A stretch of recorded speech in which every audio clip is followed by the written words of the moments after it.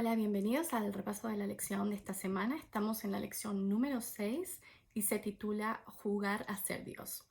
Mi nombre es Melina y hagamos una oración para empezar. Padre, Señor, que estás en el cielo, te agradecemos por todo lo que has hecho, Señor, por nuestras vidas, lo que has hecho en esta semana.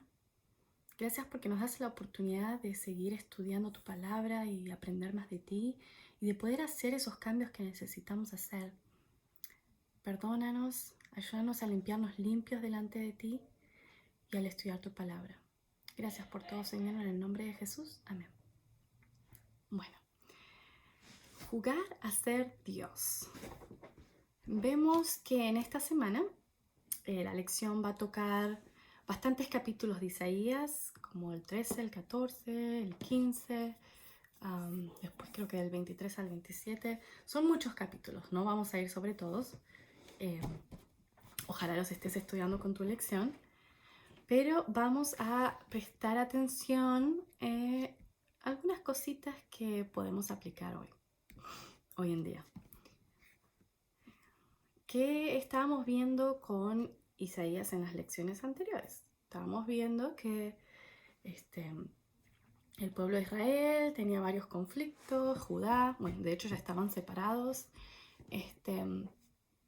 tenían que hacer alianzas con otros pueblos. Bueno, no es que tenían que, querían hacer alianzas, como vimos unas lecciones atrás. Acaz tenía miedo del rey de Siria y de Israel que tomen Judá, y aunque Dios le dijo, no, eso no va a pasar, yo voy a estar contigo, te puedo acompañar, solo tenés que confiar en mí. Acaz dijo que no, iba a confiar en sus dioses y en su sabiduría, y decidió aliarse con Asiria, que se acuerdan que era una de las naciones más malas en ese momento y que de hecho empezaron a tomar muchas naciones y empezar a hacerse poderosa. Pero como Dios le había dicho a Acaz que eso no iba a durar, así pasó, no duró. Pero mientras está Isaías escribiendo y viviendo en esa época, Asiria había después tomado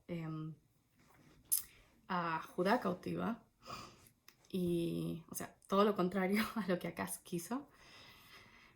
¿Y qué pasó? Después vemos y nos explica Isaías, viene Babilonia, el papá de Nabucodonosor, y viene a invade a Siria.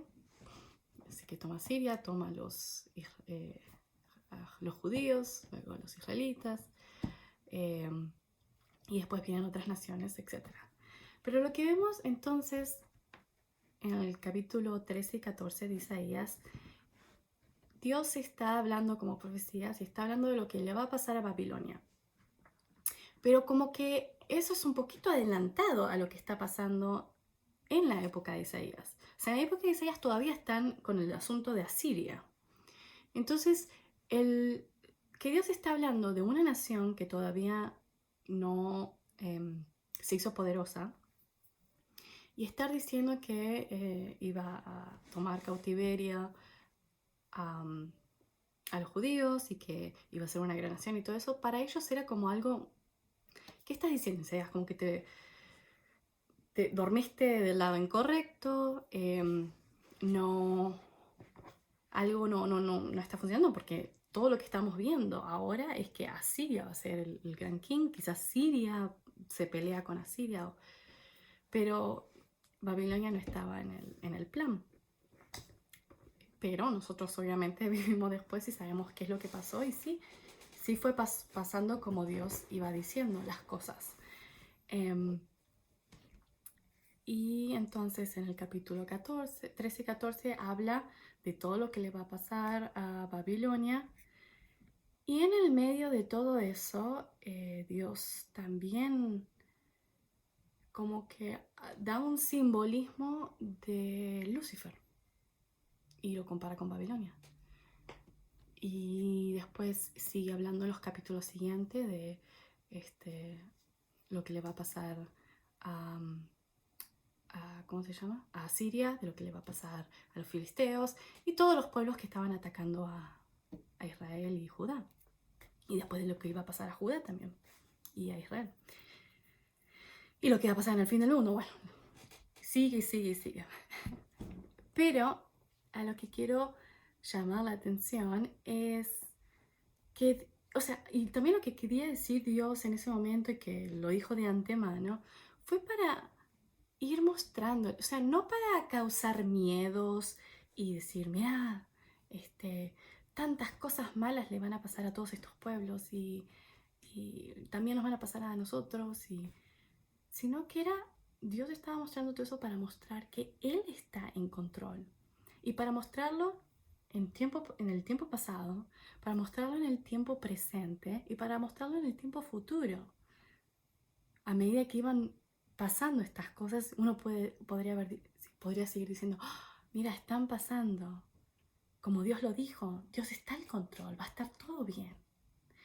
O en el futuro, cuando vemos que muchas de las cosas ya pasaron, decir, wow, Dios estuvo controlando todo al pie de la letra, entonces tenemos que seguir confiando. Entonces por eso Dios va dejando esas profecías del futuro, del presente, del pasado, para todos, para que todos podamos entender que Él está al control. Como vemos en Isaías, vamos al capítulo 14, y entonces ahora estamos entendiendo un poco por qué Dios está hablando de Babilonia, aunque en ese momento todavía no había estado Babilonia. Y cuando digo en el versículo 12 que Dios empieza a hablar de Lucifer, algunos de nosotros ya habremos conocido este texto varias veces. Y dice, o sea, él no menciona que es Lucifer en ese momento, pero después por como vamos a ver en otros textos nos vamos a dar cuenta que sí era Lucifer. ¿Cómo has caído del cielo, lucero de la mañana, tú que te sometías a las naciones? Has caído por la tierra. Decías en tu corazón, subiré hasta los cielos y levantaré mi trono por encima de las estrellas de Dios. Gobernaré desde el extremo norte en el monte de la reunión. Subiré a la cresta de las más altas nubes y seré semejante al Altísimo. Pero has sido arrojado al sepulcro, a lo más profundo de la fosa. Los que te ven te clavan en ti la mirada y reflexionan en cuanto a tu destino. ¿Y este es el que sacudía la tierra y hacía temblar a los reinos? ¿El que dejaba el mundo hecho un desierto y que arrasaba sus ciudades y nunca dejaba libres a los presos? O sea, aquí también, que yo cuando había leído en estos textos antes, yo no me había dado cuenta que estábamos hablando de Babilonia, porque obviamente solo estaba viendo el texto. Por eso es importante ver el contexto de lo que estaba pasando. Entonces ahora sabiendo que le está hablando de las cosas que le van a pasar a Babilonia, entonces entiendo también un poquito más cómo era Babilonia. Y si se acuerdan, bueno, y de hecho, o sea, Babilonia es muy simbólico en la Biblia, como sabemos muchos. Y obviamente fue la capital de Nabucodonosor. Y después cuando siguieron viniendo, o sea, los reinos, como en Daniel 2 lo había predicho, y los otros libros de Daniel, que iba a venir Medo Persa, y que iba a venir Grecia, y que iba a venir Roma, el Imperio Romano. Pero todos querían hacer de Babilonia su capital, porque era ese prestigio, era como al decir, mira, tomé tu capital, tomé tu poder, ahora es mío. Entonces así iban los reyes de cada imperio que venía. Pero ahora, ¿por qué Dios habla en el Antiguo Testamento y luego en el Nuevo Testamento tanto de Babilonia? Solo fue una ciudad en un momento. Bueno, no solo fue una ciudad, es también lo que, como digo, lo que vale, lo que significó en ese momento y lo que significó para los reinos después. Pero Dios dice que aunque haya sido muy próspero, que obviamente Él permitió eso, no fue sin el control de Dios, aunque haya sido tan poderosa y tan orgullosa y tan todo, iba a caer. Iba a caer, como iban a caer los siguientes reinos. ¿Por qué? Porque Dios es el único Dios poderoso. Antes, cuando estos imperios o las naciones grandes conquistaban a alguien más, era porque, o sea, ellos pensaban que su Dios era más fuerte que las naciones que estaban conquistando.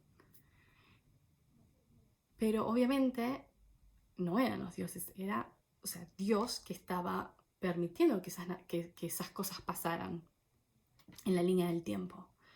Entonces, al final, Dios, o sea, con todas estas profecías que se van cumpliendo después y mostrando que todos estos reinos van cayendo, Dios les está diciendo, aquí el único poderoso soy yo.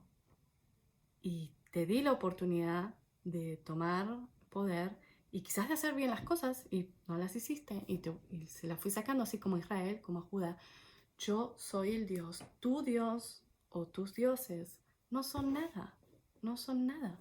Entonces Dios va mostrando su poder a medida de estas profecías también y por cómo se van cumpliendo las cosas en el tiempo. O sea, todo está lleno de significados, de simbolismos. Y Babilonia, obviamente Nabucodonosor, nosotros sí sabemos que por medio de Daniel, que él era un rey muy orgulloso.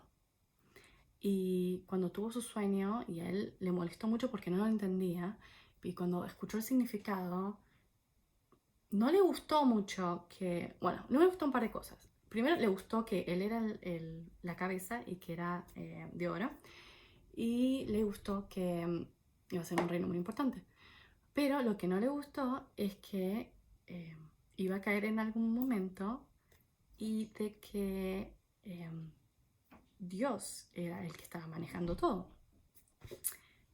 A él no le gustó nada, por eso después hizo toda una estatua de oro, porque como diciendo, Babilonia es toda de oro. Aparte era a su imagen. ¿Qué más orgulloso puede ser? Y después, vez tras vez, no quería, o sea, era como que tenía esa lucha con Dios todos los días, porque Daniel estaba ahí, dando su ejemplo vivo, vivo de Dios y del verdadero Dios, y con todas las cosas que Daniel hizo y con toda la guía que él le dio, Nabucodonosor no quería entender que Dios era el que le estaba dando todo ese poder y que encima le estaba dando una oportunidad para arrepentirse y para, o sea, estar con Dios.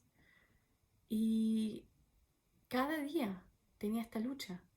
Pero yo también quiero que entiendas el significado de Daniel al estar ahí, siendo un ejemplo vivo de lo que es vivir con Dios. Porque Daniel era un esclavo. O sea, Daniel era muy inteligente. Daniel sufrió mucho porque o sea, Babilonia le mató a muchos amigos, a familia, a gente que él quería, destruyó el templo, lo sacó de su tierra, era un esclavo. O sea, él podría haber tenido mucho resentimiento, pero él mostraba amor, compasión, era humilde a pesar de ser muy inteligente y a pesar de haber sido de cierta realeza dentro de Israel, de Judá, pero él nunca demostró eso. Y a pesar de todas las cosas malas que le habían pasado, él seguía siendo usado por Dios y era un ejemplo vivo. Vos mirabas a Daniel y vos decías, wow, qué cristiano, no, obviamente cristiano estaba en ese momento, pero qué hombre de Dios, que él daba su ejemplo con lo que hacía, pero no que hacía acciones para que lo vean. Él vivía así, él vivía caminando con Dios. Entonces, nosotros tenemos que hacer esa clase de cristianos que camina con Dios, que la gente puede ver esa diferencia y pueden ver que no andamos argumentando y diciendo quién es la iglesia única y quién actúa de cierta forma, quién hace bien las cosas, quién no las hace, quién tiene la verdadera doctrina, quién no, porque así, por ejemplo, no era Daniel. De la forma que él se fue mostrando con todos los reyes y con la gente que estaba alrededor de él, era de la forma de adentro para afuera. Y la gente podía ver que él era inteligente, la gente podía ver que él estaba con Dios, la gente podía ver muchas cosas por simplemente verlo. ¿Me entienden? No por lo que decía, no por lo que las acciones que él quería mostrar a otros. No. Entonces, ese tipo de ejemplo es el que nosotros tenemos que hacer. Y es que el ejemplo completamente distinto a lo que era, por ejemplo, Nabucodonosor, ¿verdad? Que él quería mostrar poder, esto. Nabucodonosor tuvo tantas oportunidades, pero no lo quería entender. Y cuando vamos en Daniel, que un día él estaba en sus jardines y finalmente dice, ay, todo esto gracias a mí. Se olvidó, bueno, no es que se olvidó, porque si vos te olvidás, Dios como que todavía te la deja pasar. Él no quiso reconocer que Dios era el que le daba todo, el que tenía el poder, que era el supremo rey, más que Nabucodonosor. Y en ese momento se convirtió en un animal salvaje. Por no sé si 7 años o cuántos años, 14 creo, por mucho tiempo. Hasta que un día, ahí, aún siendo salvaje y todo, miró al cielo y en su corazón sabía quién era Dios. Y Dios lo curó. Pero ¿cuánto a veces nos lleva al ser humano reconocer a Dios como el guiador, como el Señor de nuestras vidas? O sea, como seres humanos nosotros nos gusta tomar nuestras propias decisiones, no nos gusta que nadie nos diga nada, no nos gusta que... Bueno, yo soy una persona que, por ejemplo, a mí no me gusta que nadie me diga nada. A mí no me gusta... Yo siempre traté de ser muy independiente. De hecho, siempre me gustaba hacer las cosas de antemano para que nadie me diga, oh, hace esto, o hiciste mal, o volvelo. Pero yo sola no valgo nada, no soy. Todo lo que tengo no es gracias a mí. Aunque sea la inteligencia, aunque sea estudios o lo poquito de recursos que tengas. Es todo gracias a Dios. Y si vos no aceptás que estás vivo, que respirás por Dios, entonces estamos empezando a cometer los mismos errores que cometía Nabucodonosor o Lucifer. Y tenemos que tomar a Dios en cuenta en las actividades de nuestro día, en invitarlo a ser parte de nuestras mañanas, de nuestras tardes, de nuestras noches, del tiempo, pasar tiempo con Él. Pero como seres humanos no queremos y tratamos de buscar formas en las cuales no pensar en Dios, en las cuales tomar decisiones sin consultarle, de tratar de racionalizar que hay cosas que podemos hacer solos y otras que no. Entonces, cuando hacemos esas cosas y cuando no empezamos a tomar en cuenta a Dios o empezar a reconocerlo, empezamos a caer en lo que dice la lección, jugar a ser Dios. ¿Por qué? Porque si no dejo que Dios tome el rumbo de mi vida, las riendas de mi vida, yo me convierto en mi Dios. Y así le pasó a Lucifer. Ahora vamos a ver, mira.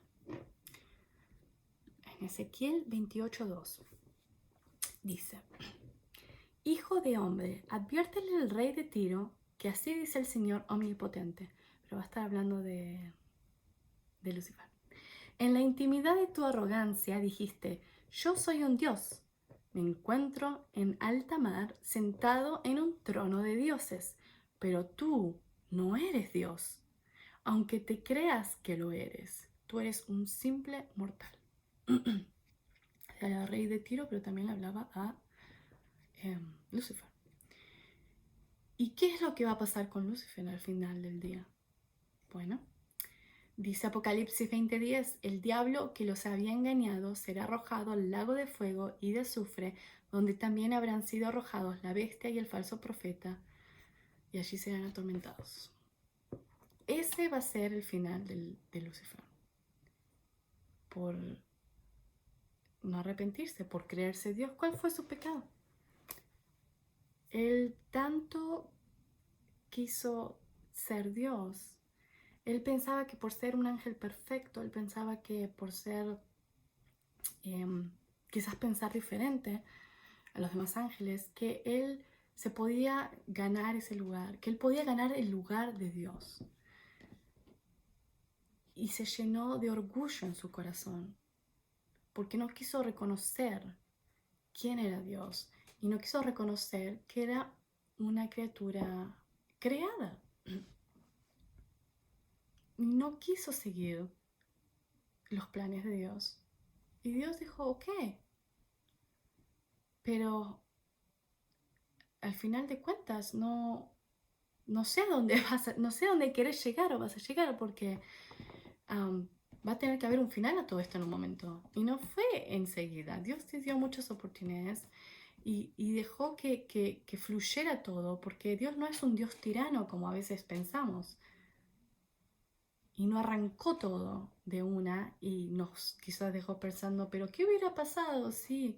O ¿qué tal si Lucifer tenía razón en creerse su propio Dios? Y bueno, el tema, ¿por qué menciono todo eso? Es porque cuando hay orgullo en nuestro corazón, es como algo innato de los seres humanos, porque vivimos en un mundo de pecado. Entonces va a ser tan sutil el sentir ese orgullo en tu corazón que no te vas a dar cuenta que es algo malo, que no te vas a dar cuenta que le estás dando la espalda a Dios. Pero mientras más analizamos la Biblia, mientras más analizamos nuestras vidas, entendemos que sí, puede haber eso que está interrumpiendo la conexión entre Dios y yo, o que no está dejando que Dios tome las riendas de mi vida. Estoy preguntándole a Jesús que me diga quién va a ser, que me ayude a decidir quién es la persona de mi vida. Lo estoy consultando con mi carrera, lo estoy consultando con mi próximo trabajo, lo estoy consultando con cómo crío a mis hijos o cómo me estoy cuidando de mi salud. O sea, mi mente la estoy llenando con cosas espirituales o la estoy llenando con cosas que solo van a alimentar mi orgullo.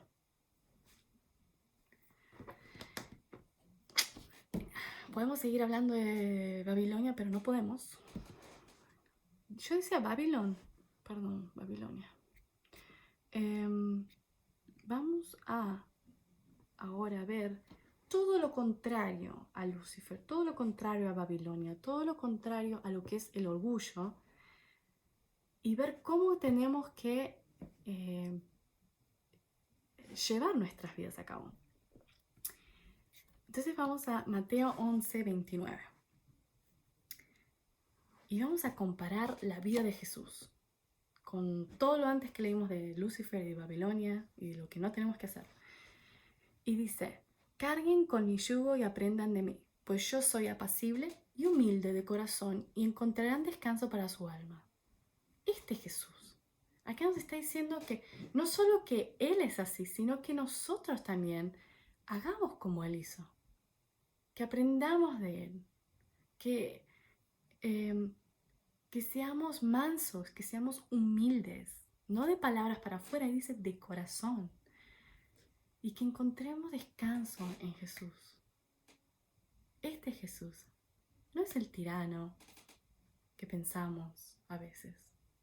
Este es Dios, que nos quiere dar una oportunidad tras oportunidad y que nos dice todavía cómo tenemos que actuar. Y si no sabemos, pues lee acerca de mi vida y vas a saber cómo. Juan 13:5 dice: luego echó agua en un recipiente y comenzó a lavarle los pies a sus discípulos y a secárselos con la toalla que llevaba a la cintura. La Santa Cena, ¿verdad? Pero ¿cómo empezó todo? Jesús, sin seguir ningún manual o nada, bajó a los pies de los discípulos y los empezó a lavar, cosa que un sirviente hacía.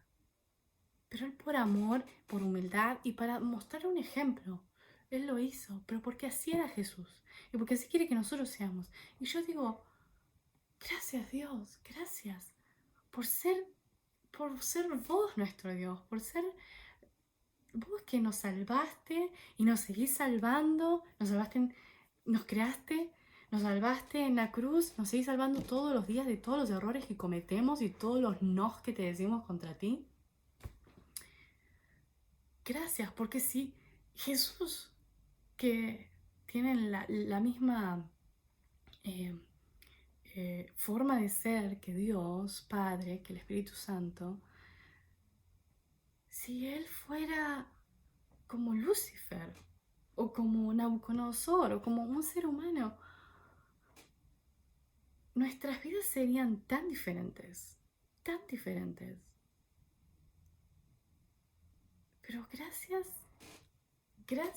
Dios, por no ser así, por ser como, por mostrarnos que eres Jesús. O sea, si otro Dios, otra persona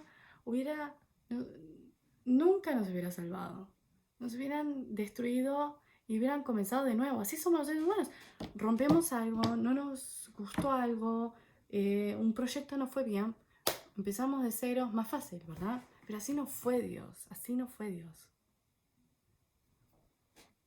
Y tenemos que estar eternamente agradecidos por eso. Filipenses 2:5-8, o sea, capítulo 2, versículos 5-8, dice: la actitud de ustedes debe ser como la de Cristo Jesús. O sea, todo lo que estamos diciendo antes. Bueno, ahora Pablo nos dice: sean como Jesús. ¿Y cómo era Jesús? Quien siendo por naturaleza Dios, no se consideró a ser igual a Dios como algo a que aferrarse. Por el contrario, se rebajó voluntariamente, tomando la naturaleza de siervo y haciéndose semejante a los seres humanos. Y al manifestarse como hombre, se humilló a sí mismo y se hizo obediente hasta la muerte y muerte de cruz. Como les digo, y nosotros podemos hacer lo mismo, pero ¿cómo podemos? Aceptando a Dios, viviendo como Él. Obviamente yo no puedo vivir como Jesús por mis propios méritos. Eso es imposible. Por eso tengo que tener a Dios en mi vida y automáticamente todo va a fluir. Vemos en Efesios 2:8-9 que dice: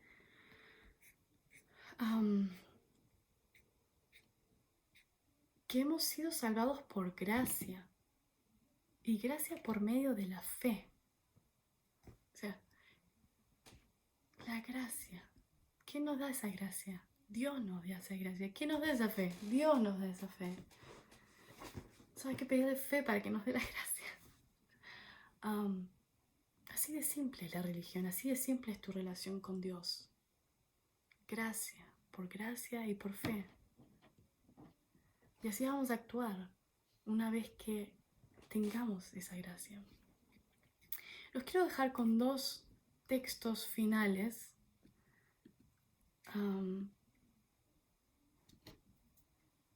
Y seguir pensando cómo dejar de jugar a ser Dios, aún sin saber que estamos jugando a ser Dios.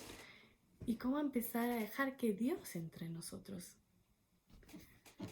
Proverbios 3, 5 al 7. Confía en el Señor de tu corazón, de todo tu corazón, y no en tu propia inteligencia. Ay, cómo nos gusta a los seres humanos, mostrar nuestra inteligencia y racional, y pensar y buscarle la vuelta a todo. Y nos sentimos tan orgullosos cuando probamos que lo que pensábamos o que algo era verdad. Pero dice, no te confíes en tu propia inteligencia. Reconócelo en todos tus caminos y Él allanará tus sendas.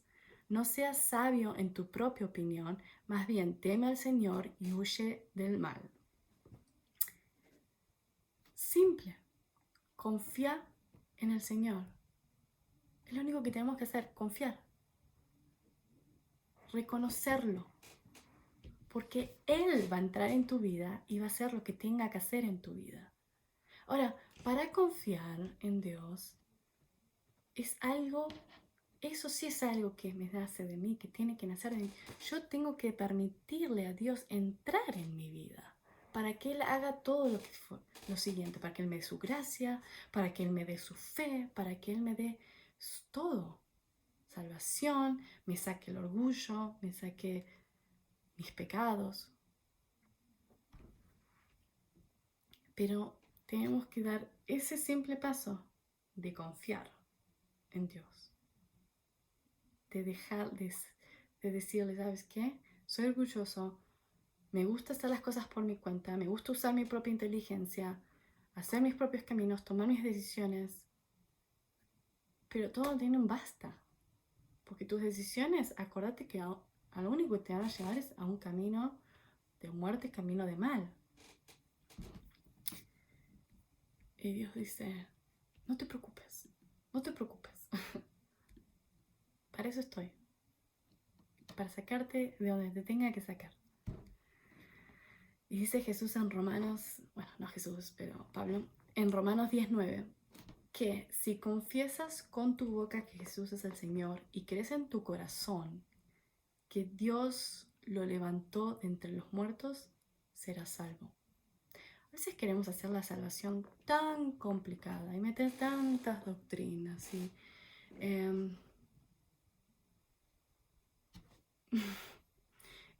tienes que hacer todas estas cosas y después te vas a besar y después tienes que hacer todas estas cosas y después te vas a salvar o te vas a ganar esta posición en la iglesia y ser director aquí, hacemos las cosas tan complicadas. Pero Pablo dice acá que si confesás con tu boca que Jesús es el Señor, ok, eso es fácil. A veces confesamos, soy cristiano, Jesús es mi Señor, es mi salvación. Y crees en tu corazón que Dios lo levantó entre los muertos. Entonces, tenemos que creer, y eso sale de adentro, tenemos que creer que Jesús es, no solo que, está bien, podemos creer en la historia de la resurrección, pero creer no es saber. A ver si entendemos. Nosotros sabemos de la historia de la resurrección, la vemos en la Pascua, la recordamos en Navidad. Pero creer en tu corazón es vivirlo, es sentirlo, es que cada día vos estás, Dios está vivo, Dios resucitó, Dios me salvó de los pecados. ¿Qué me tienes preparado para hoy? ¿Qué hacemos? Eso es creer con tu corazón. Estás lleno de energía, lleno del amor de Dios, esperando que es el siguiente paso, Señor. ¿Qué quieres que hagamos? No es solo saber. Creer no es saber. Entonces, vos crees en tu corazón, como dice Pablo, que Dios es el Salvador supremo, creador, dueño de tu vida. Y vos decís, sí, creo. ¿Y por qué no actúas como uno? Te va a decir Pablo. ¿Por qué seguís con tu orgullo? ¿Por qué seguís juzgando a los demás? ¿Por qué seguís ocultando la verdad de Jesús? ¿Por qué seguís tu vida como si fueras un ser humano más? ¿Por qué no das esperanza a los demás? Y vos me vas a decir, pero no me estabas diciendo que era solo creer. Sí, pero si lees lo que él dice al comienzo, dice, si confiesas con tu boca que Jesús es el Señor, esa es la acción, esa es la acción. La fe y las obras juntas ahí. Tenemos que creer de todo nuestro corazón, con nuestra alma, vivir esa experiencia con Dios y mostrarla, no mostrarla como hacían los fariseos y que se ponían a orar en las plazas públicas para que los vean, o hacían sus oraciones altas para que la gente diga, ay, qué lindo que hablan, mirad cuánto sabe. No, no es de cuánto sabemos y de demostrar a otros que podemos hacer muchas cosas y de qué tan cristianos somos. No, es demostrar con tu vida, así como Daniel, como estudiamos al comienzo, así como Daniel mostraba con su vida sin tener que andar discutiendo con nadie, sin tener que andar poniéndole la Biblia delante de todos los otros profetas de los otros dioses y del rey y lo que sea. Él mostraba con su vida su relación con Dios y ayudaba a los demás, aún siendo enemigos, aún siendo rey pagano. Él estaba ahí para ofrecer esa salvación y para recordar a la gente que había un Dios grande y que estaba dispuesto a aceptarlos en cualquier momento. Pero él no forzaba, ¿me entendés? Porque Dios no fuerza, Él no fuerza. Jesús dice, el que tenga oídos oiga. Y el que no quiere oír, pues se lo va a perder. Pero acá estoy haciendo lo que tengo que hacer.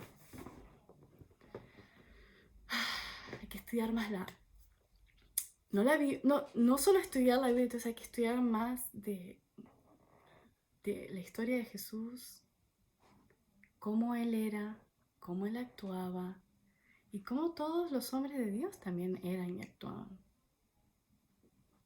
Y vamos a ver que van a ser muy diferentes a como nosotros somos. Estoy hablando tanto de los que todavía no aceptamos a Jesús completamente y vivimos nuestras vidas, y de los que estamos dentro de la iglesia y pensamos que estamos de lleno adentro y que estamos representando a Jesús y realmente no estamos representando nada de lo que es su carácter.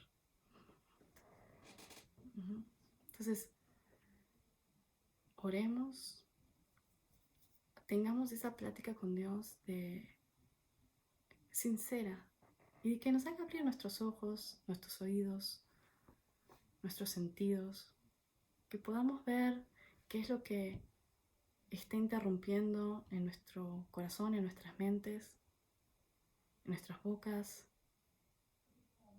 qué es lo que nosotros estamos haciendo que quizás está impidiendo a otra gente venir a Jesús, y qué es lo que nosotros podemos hacer por los demás. Así que los dejo con ese pensamiento. Ojalá les haya servido esta lección para,